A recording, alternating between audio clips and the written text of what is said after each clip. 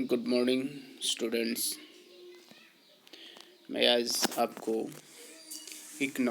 Civics civics का chapter number 5 लैंगिक असमानता के बारे में आज हम डिस्कशन करेंगे। आज हम आपको बताएंगे कि हमारे जो समाज में जो है किस तरह से लैंगिक समानता व्याप्त है, इसी पे हम डिस्कशन करेंगे। तो चलते हैं, आज का हम वीडियो स्टार्ट करते हैं। ठीक है, और आप लोग जो है वीडियो को पूरा देखेंगे।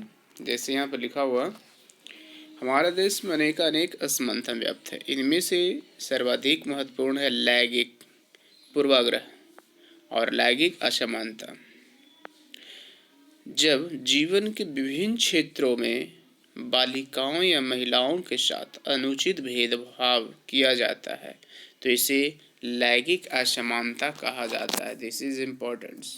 ये जो है लैंगिक असमानता के बारे में यहाँ जो बताई गई है, ठीक है, आपसे पूछा जा सकता है कि लैंगिक असमानता क्या है, तो आपको यही डिफिनेशन इसका है। ठीक है कि जब जीवन के विभिन्न क्षेत्रों में बालिकाओं या महिलाओं के साथ अनुचित भेदभाव किया जाता है तो इसे लैंगिक असमानता कहा जाता है। ठीक है, लैंगिक असमानता से हमारा आशय बालक और बालिकाओं या पुरुष और महिलाओं के बीच जैविक अंतर से नहीं है, वास्तव में एक सामाजिक समस्या है। ठीक है, जो लैंगिक असमानता है वह क्या है? सामाजिक समस्या है जो हर समाज में व्याप्त है। युगों से, चाहे घर हो, चाहे स्कूल या पूरा समाज, हर जगह पुरुषों की तुलना में महिलाओं को कम समझा जाता रहा है। उन्हें शिक्षा और रोजगार में समान अवसर प्रदान नहीं किया जाता। परिवार में भी किसी विषय पर निर्णय के समय उसका कोई भागीदारी नहीं होती। बचपन में वह अपने पिता पर निर्भर होती है। विवाह हो जाने पर वह अपने पति पर निर्भर हो जाती है। बुढ़ापे में सुरक्षा की दृष्टि से अपने पुत्र पर निर्भर हो जाती है। यहाँ पर देखिए, हर जगह जो बताया गया है कि महिलाएं जो होती है वह किसी भी तरह पुरुषों पर ही निर्भर होती, ऐसा यहाँ पर बताया गया है। हमारे पास अब टॉपिक्स हैं। टॉपिक है रूढ़ धारण। रूढ़ धारण निर्माण या स्टीरियोटाइपिंग क्या है? ठीक है, हम जानते हैं और हम बताने कैसे प्रयास भी करेंगे। ठीक है, जब हम कुछ लोगों के बारे में एक निश्चित या रूढ़ धारणा अथवा विचार या मत बना लेते हैं तो इसका अर्थ है उन्हें एक ही सोच में ढालना, जिसे रूढ़ धारणा या अंग्रेजी में स्टीरियोटाइपिंग कहा जाता है। रूढ़ धारणा, अब समझ में आ गया रूढ़ धारणा क्या है? रूढ़ धारणा का मतलब ये होता है, ठीक है कि सोच लेना है हमें कि ये इन लोगों से यही चीज करवाना है। ठीक है, इसे ही रूढ़ धारणा या अंग्रेजी में इसे स्टेरियोटाइपिंग कहा जाता है। हमारा परिवार और समाज ही यह निश्चित करता है कि बालिका और बालिकों को किस प्रकार का व्यवहार करना चाहिए। देखिए, हमारे समाज में ऐसी व्यवस्था है, ठीक है, कि लोग जो हैं बालिकाओं को ज़्यादा मान सम्मान देते हैं लेकिन उसकी तुलना में बालिकाओं को कम देते हैं। तो यह एक रूढ़िवादिता ही तो है। उदाहरण के तौर पर बात करते हैं यहाँ पर देखिए एक फिगर दिया हुआ है जिसमें लड़कियां खेल रही है। ठीक है, उदाहरण की अगर बात करें तो के लिए बचपन में बालिकाओं को गुड्डे गुड़िया, जबकि बालिकाओं को कार या हवाई जहाज जैसे खिलौने खेलने के लिए दिए जाते हैं। ठीक है, बच्चों को, बालिकाओं को क्या क्या है, गुड्डे गुड़िया दे दिया जाता है, उससे भी अपने खेलने में व्यस्त रहती है। लेकिन बच्चों को क्या होता है, महंगे महंगे खिलौने दिए जाते हैं। जैसे यहाँ पर बताया गया है, हवाई जहाज, खिलौने खेलने के लिए दिए जाते हैं। बालिकाओं को घर के भीतर खेले जाने वाले खेल खेलने के लिए प्रेरित किया जाता है, तो बालकों को रुचि घर से बाहर खेले जाने वाले खेलों में जगाई जाती है। अधिकांश भारतीयों का मानना है कि बालिकाएं केवल घरेलू कार्य ही कर सकती। ऐसे बहुत सारे भारतीयों का मानना है, ठीक है, कि बालिकाएं जो होती है, जो महिलाएं होती है, ठीक है, वह जो है सिर्फ घरेलू कार्य ही कर सकती है। उन्हें अपने छोटे भाई बहनों को देखभाल करने की शिक्षा दी जाती है और वे घरेलू कार्यों में अपनी माँ की सहायता करती है। सभी बालिकाओं के बारे में ऐसी छवि बनाकर हम उन्हें एक स्थिर सांचे में ढाल रहे होते हैं। यदि हम किसी बालक को खाना पकाने या घर में झाड़ू कर देने के लिए कहते हैं तो उसे ऐसे काम में करने में शर्म महसूस होगी, क्योंकि हमारे समाज में केवल बालिकाओं या महिलाओं से ही ऐसे कार्यों की अपेक्षा की जाती है।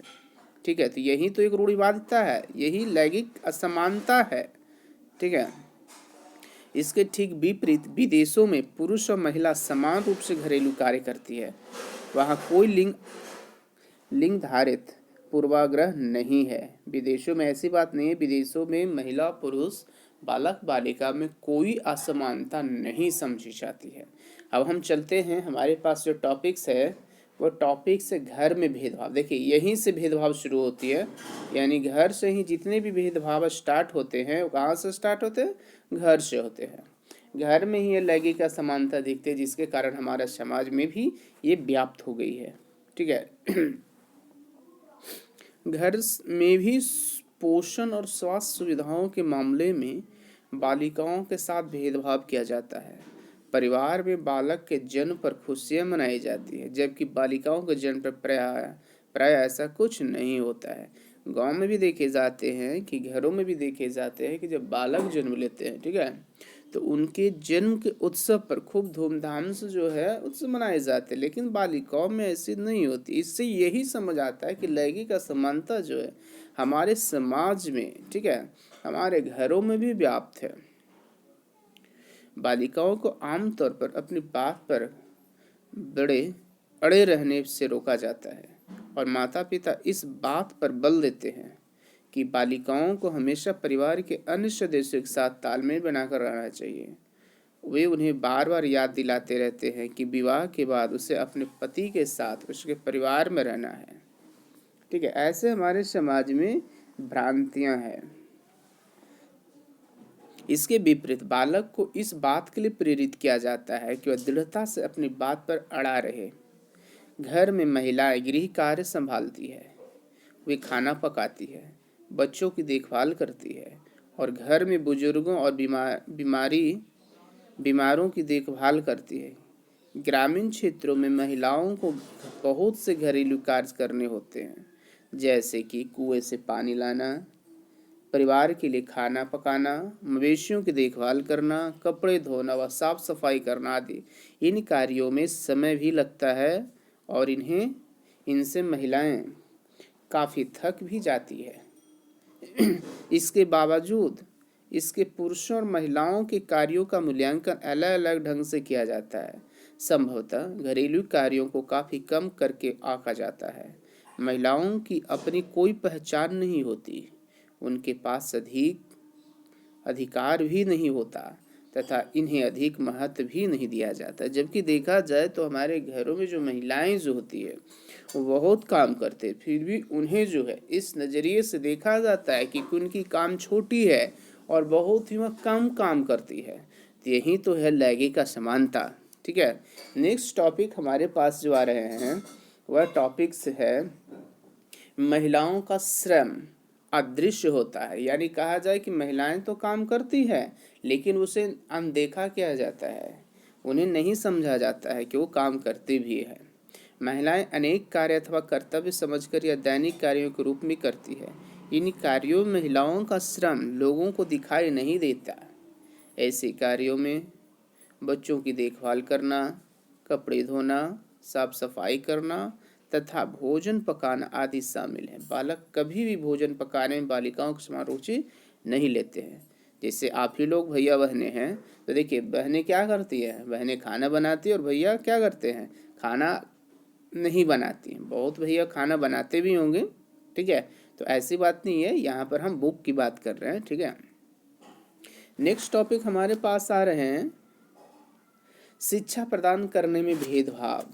ठीक है, आज भी बहुत लोग हैं, ऐसे लोग हैं जो बालक को उच्च शिक्षा पढ़ाते हैं, उच्च शिक्षा प्रदान करवाते हैं, लेकिन बालिकाओं को उच्च शिक्षा से वंचित करवा देते हैं। यहाँ तक कि उन्हें जो है घर के कामों में ही इतने से समय नहीं मिलता है कि वह शिक्षा प्रदान कर सके। ठीक है, इसी पर हम टॉपिक पे यहाँ बातचीत करेंगे। स्कूली शिक्षा के मामले में भी बालिकाओं के साथ भेदभाव किया जाता है। ऐसा प्रायः समाज के निचले वर्गों में ज़्यादा दिखाई देता है। बालिकाओं को आसपास के साधारण स्कूल में भेजा जाता है, जबकि बालकों को अंग्रेजी माध्यम के पब्लिक स्कूलों में पढ़ाया जाता है। अनेक पाठ्य पुस्तकों में भी लैंगिक पूर्वाग्रह दिखाई देता है। उदाहरण के लिए पाठ्य पुस्तकों में बालिकाओं को नर्स के रूप में तो बालकों को हवाई जहाज के पायलट के रूप में दर्शाया जाता है। अनेक बालिकाएं विशेषकर ग्रामीण क्षेत्रों में अपनी स्कूली शिक्षा भी पूरी नहीं कर पाती है। अधिकांश गांव में प्राथमिक विद्यालय हैं, किंतु माध्यमिक विद्यालय नजदीक शहर या गांव में स्थित है। इन स्कूलों में पर्याप्त संख्या में शिक्षक भी नहीं है। ग्रामवासी दकियानुशी धारणाओं के कारण अपनी लड़कियों को नजदीक के शहर में शिक्षा प्राप्त करने के लिए नहीं भेजते। परिवहन की सुविधा का भी अभाव है, अतः बालिकाओं के लिए स्कूली शिक्षा पूरी कर पाना काफी कठिन होता है। यही कारण है कि बीच में ही स्कूल छोड़ देने वाली बालिकाओं की संख्या काफी अधिक है। ऐसा देखा जाता है कि ग्रामीण दूर दराज क्षेत्रों में जो है बालिका जो होती है वह शिक्षा प्रदान करने में यानी शिक्षा प्राप्त करने में असमर्थ होती। इसके कई कारण है जो यहाँ पर हमने आपको बताया, जैसे स्कूल बहुत दूर होना, बालिकाओं को घरेलू कार्यों में ही लगा देना इत्यादि। ठीक है। इतना ही नहीं, इतना होने के बाद ही महिलाओं को नौकरियों में भी भेदभाव समझा जाता है। जैसे आप यहाँ पर देख पा रहे हैं हमारे पास टॉपिक्स है नौकरियों में भेदभाव। ठीक है। अनेक माता पिता अपनी लड़कियों को ऐसी नौकरियां करने के लिए प्रोत्साहित नहीं करते हैं जिन्हें पुरुषों द्वारा किया जाता है। पहले लड़कियां पायलट या आईएएस अधिकारी या अंतरिक्ष यात्री नहीं बन पाती थी, वे सेना में नौकरी भी नहीं कर पा सकती थी। कार्यस्थल पर भी महिलाओं के साथ भेदभाव किया जाता था। समान काम के लिए महिलाओं को पुरुषों की तुलना में कम मजदूरी दी जाती थी। आज भी कार्यस्थल पर महिलाओं का उत्पीड़न एक आम बात है, यानी हर जगह जो है महिलाओं के साथ जो है लैंगिक भेदभाव समझा जाता है। ठीक है। अब नेक्स्ट टॉपिक्स बात करेंगे लैंगिक असमानता के लिए उत्तरदायी कारण, यानी लैंगिक असमानता अगर हमारे समाज में ये घटित हो रही है, हमारे समाज में ये लैंगिक असमानता हो रही है, तो इसका उत्तरदायी कौन है और उसका कारण क्या है, इसी पर हम बात करें। तो हमारे पास फर्स्ट पॉइंट देख रहे हैं हमारे समाज में जो लैंगिक असमानता उसके जो है उत्तरदायी का कुछ पॉइंट दिया। फर्स्ट पॉइंट है मात्र पितृ प्रधान समाज। पितृ प्रधान समाज में घर और बाहर दोनों जगहों पर महिलाओं की स्थिति काफी निम्न स्तर की है। यानी आज भी ऐसे बहुत से घर हैं, ठीक है, जहाँ पितृ प्रधान समाज में पितृ प्रधान यानी पिता ही सब कुछ होता है और उन्हीं का हर जगह पर वर्चस्व भी होता है। तो ऐसे स्थिति में जो है महिलाओं की स्थिति काफी निम्न हो जाती है। ठीक है। सेकेंड पॉइंट आप देख पा रहे हैं महिलाएं आर्थिक दृष्टि से स्वतंत्र नहीं है, यानी कहा जाए यहाँ पे तो महिलाओं की जो आर्थिक स्थिति जो होती है, ठीक है, इकोनॉमिकल कंडीशन जो होती है वह ठीक नहीं है या स्वतंत्र भी नहीं है। नेक्स्ट नंबर थर्ड की बात करें कि अज्ञानता और सामाजिक निंदा का भय भी लैंगिक असमानता के लिए उत्तरदायी है। हमारे समाज में, ठीक है, हमारे समाज में अज्ञान लोग हैं क्योंकि उन्हें शिक्षा प्रदान करने से वंचित कर दिया जाता है और समाज में निंदा का भय भी उसमें इतना भर दिया जाता है जिससे उनमें लैंगिक असमानता का उत्तरदायी होना स्वाभाविक हो जाता है। ठीक है। नेक्स्ट पॉइंट हम बात करेंगे वे सांकेतिक बातें, जैसे यहाँ पर आप देख पा रहे हैं वे सांकेतिक बात जिससे लैंगिक असमानता का पता चलता। कौन कौन से ऐसे सांकेतिक बात है, ठीक है, जिससे पता चलता है लैंगिक असमानता। ठीक है, इसी पे हम डिस्कशन करेंगे। तो फर्स्ट पॉइंट हमारे पास आ रहे हैं लैंगिक असमानता के कुछ प्रमुख संकेत इस प्रकार है। फर्स्ट पॉइंट है लिंग अनुपात में भारी गिरावट आई है। ठीक है, यानी कहा जाए तो बालक और बालिकाओं की जो रेशियो है, ठीक है, उसमें आपका डिक्रीजिंग हुई है। प्रति 1000 पुरुषों की तुलना में महिलाओं की संख्या को लिंग अनुपात कहते हैं। यानी कहा जाए कि 1000 पुरुषों पर जो महिलाओं की संख्या होती है, ठीक है, उसे ही लिंग अनुपात कहा जाता है। वर्ष 2011 में प्रति 1000 पुरुषों की तुलना में महिलाओं की संख्या 943 थी। ऐसा कहा जाता है कि 2011 की जब रिकॉर्ड प्राप्त होती है तो उसमें ऐसा बताया गया है कि 1000 पुरुषों पर लगभग 943 महिलाएं थी। तो यहाँ पर देखा जा रहा है कि महिलाओं की संख्या कम थी, ठीक है। इस अनुपात के लिए बालिकाओं शिशु की उपेक्षा, महिलाओं में उच्च मृत्यु दर और बालिकाओं शिशु हत्या आदि जैसे कारण उत्तरदायी है।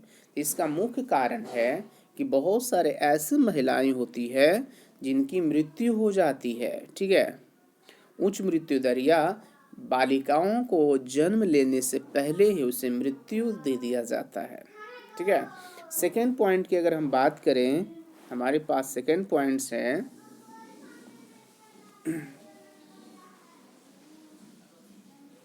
महिलाओं की साक्षरता दर पुरुषों की तुलना में कम है। शहरी क्षेत्रों की तुलना में ग्रामीण क्षेत्रों में यह अंतर और भी अधिक है। ऐसा कहा जाता है कि महिलाओं की जो साक्षरता दर है, ठीक है, वो पुरुषों की तुलना में भी कम है और शहरी क्षेत्रों की तुलना में ग्रामीणों क्षेत्रों में अंतर और भी अधिक। ऐसा कहा जाता है कि ग्रामीण क्षेत्रों में जो साक्षरता दर महिलाओं की जो होती है वह शहरों की तुलना में और भी कम है। नेक्स्ट पॉइंट थर्ड है, महिलाओं की विभिन्न कामों में भागीदारी भी काफ़ी कम है। यानी कहा जाए तो महिलाओं की जो बहुत सारे ऐसे फील्ड हैं, वर्किंग प्लेस है, जहाँ पर उनकी भागीदारी जो होनी चाहिए वह भी कम है। नेक्स्ट पॉइंट है 4, संसद और राज्य विधान मंडलों में महिलाओं प्रतिनिधियों की संख्या काफ़ी कम है। देखिए अब यहाँ पर बात आ रही है कि जो संसद होती है और राज्य विधान मंडल जो होता है, ठीक है, उसमें भी महिलाओं की संख्या काफ़ी कम है। नेक्स्ट नंबर 5 है, आज भी महिलाओं के प्रति अपराध की दर में वृद्धि हो रही है। इन अपराधियों में महिलाओं के साथ छेड़छाड़, दहेज हत्याएं और महिलाओं का घरेलू हिंसा का शिकार होना शामिल है। आज भी हम लोग देखते हैं, अखबार में देखते हैं, टीवी में देखते हैं कि महिलाओं के साथ उत्पीड़न समस्याएं, ठीक है, समाज में बहुत बढ़ रही है। उनके साथ छेड़छाड़, दहेज हत्या, दहेज न देने के कारण उनको हत्या कर दी जाती है, घरेलू हिंसा का शिकार होना पड़ता है। तो ये सब आज भी महिलाओं के साथ काफ़ी हो रही है। नेक्स्ट नंबर 6 है, विश्व के अन्य देशों की तुलना में हमारे देश में प्रसव के दौरान महिलाओं की मृत्यु दर काफ़ी अधिक। ऐसा देखा गया है, विश्व रिकॉर्ड जब बनाया गया, उसमें रिकॉर्ड में जब आंकड़ा तैयार किया गया तो देखा गया कि पूरे विश्व में अगर बात करें तो हमारे देश भारत की जो देखा गया कि प्रसव के दौरान यानी बच्चों को जन्म देने के दौरान भी लगभग बहुत सारे महिलाओं की मृत्यु हो जाती है, ठीक है। तो ये सब पॉइंट था, आपका वो संकेत है जिससे कि आपकी जो महिलाओं की जो है असमानता का पता चलता है, ठीक है। अब यहाँ पर हम नेक्स्ट टॉपिक पे बात करेंगे सामाजिक कुप्रथाएं और पुरानी मान्यताएं। ऐसा कहा जाता है कि हमारे समाज में कुछ कुप्रथाएं आज भी है और पुराने मान्यताओं को भी लेकर समाज चलता है, जिसके कारण महिलाओं में लैंगिक असमानता देखा जा रहा है, ठीक है। इसी पे टॉपिक्स पे हम बात करेंगे। तो हमारा फर्स्ट टॉपिक जो है सामाजिक कुप्रथा पुरानी मान्यताओं का फर्स्ट टॉपिक जो आ रहे हैं, ठीक है, वह है फर्स्ट बालिका शिशु हत्या। यानी आज जो है बालिकाओं को जन्म से पहले ही, ठीक है, जन्म से पहले उसे गर्भावस्था में ही मृत्यु दे दी जाती, इसे ही कहा जाता है बालिका शिशु हत्या। तो इस कुप्रथा के अंतर्गत बालिका शिशु के जन्म के तुरंत बाद हत्या कर दी जाती थी।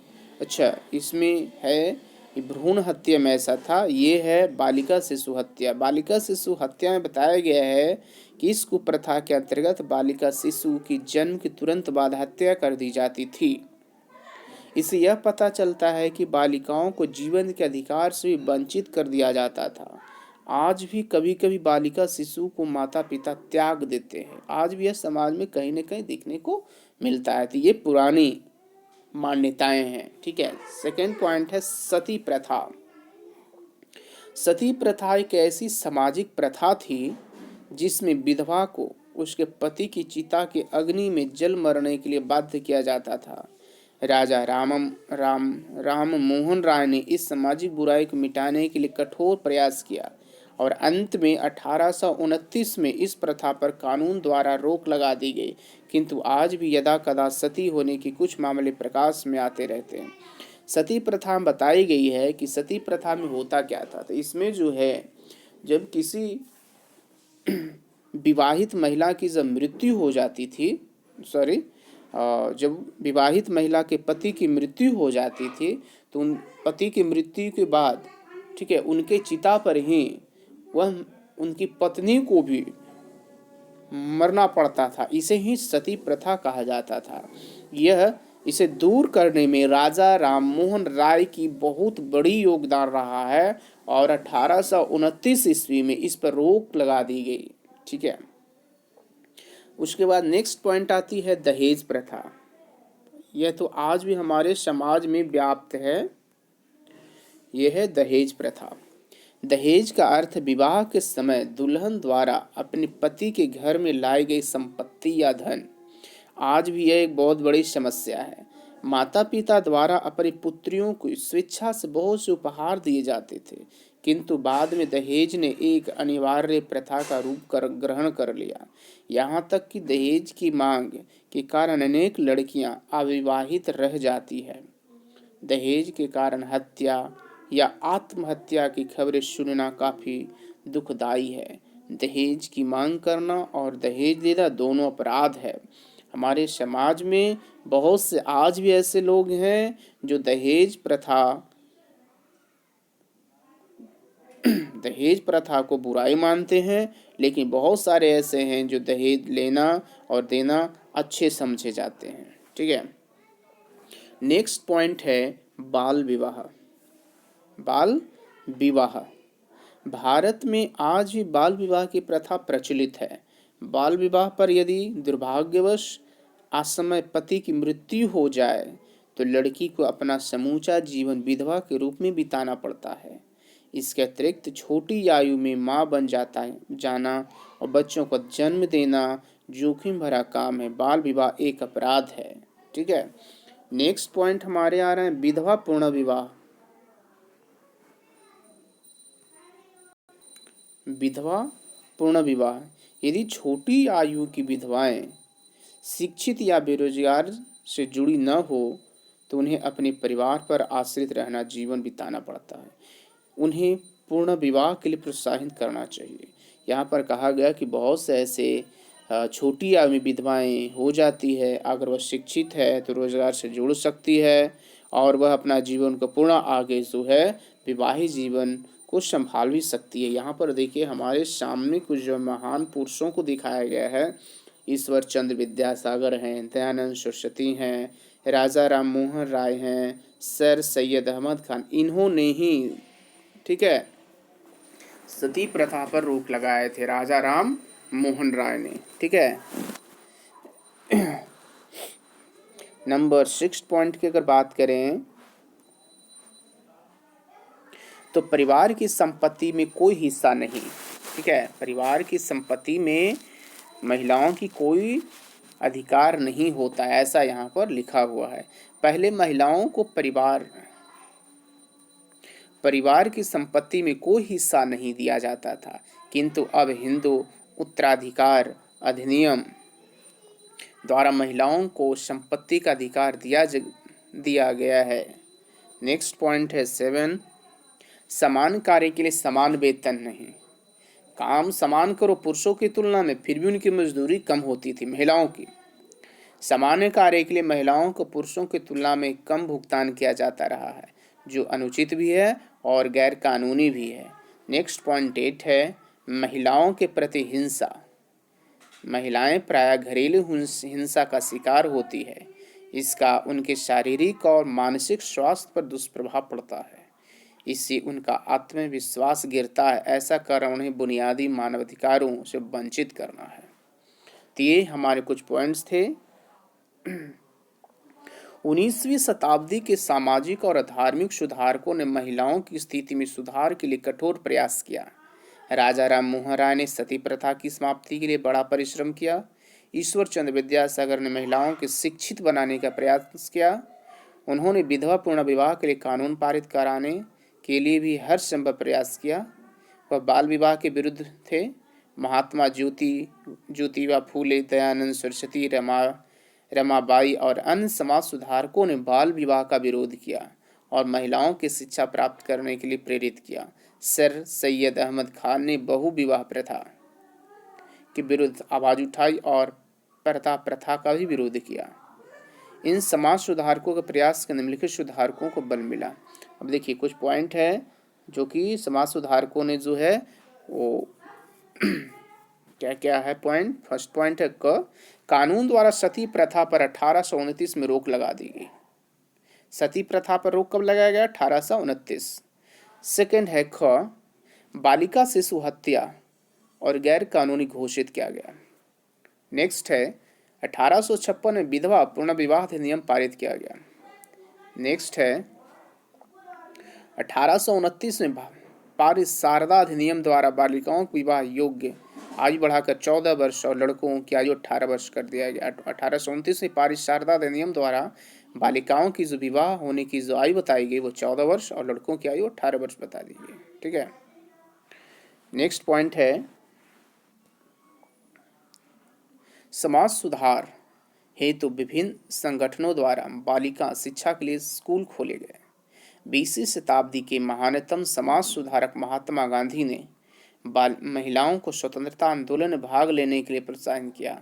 सरोजिनी नायडू, मैडम कामा, एनी बेसेंट और अन्य अनेक महिलाओं ने स्वतंत्रता आंदोलन में बढ़ चढ़कर भाग लिया। उन्होंने विदेशी वस्तुओं का बहिष्कार और स्वदेशी के प्रयोग के लिए लोगों को प्रोत्साहन करने में अधिक महत्वपूर्ण भूमिका निभाई। उन्होंने लोगों के मदिरा और विदेशी वस्तुओं खरीदने से रोक लगा दी।